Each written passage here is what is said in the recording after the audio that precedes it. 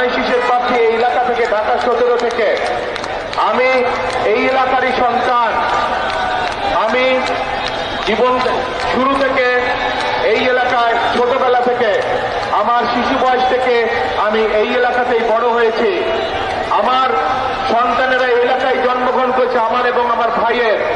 আমাদের বিয়ের সাথে এই এলাকাতেই হয়েছে।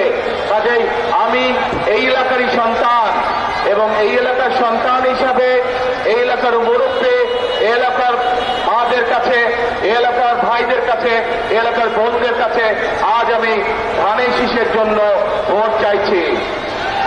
আজ আমি ধানের শীষকে জয়যুক্ত করার জন্য আমার এলাকাবাসী ভাই বোনদেরকে, মুরব্বীদেরকে আমি বিনীত অনুরোধ জানাচ্ছি যাতে আগামী 12 তারিখের নির্বাচনে আপনারা এই এলাকায় ঢাকা 17তে ধানের শীষকে ইনশাআল্লাহ নির্বাচিত করেন।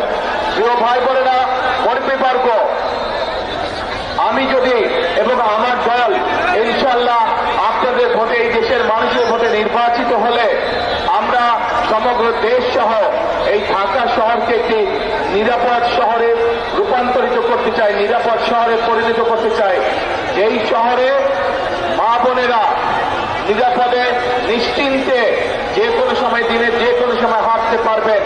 যেই শহরে মানুষ নিরাপদে বসবাস করতে পারবে, ব্যবসা বাণিজ্য, চাকরি বাকরি করতে পারবে।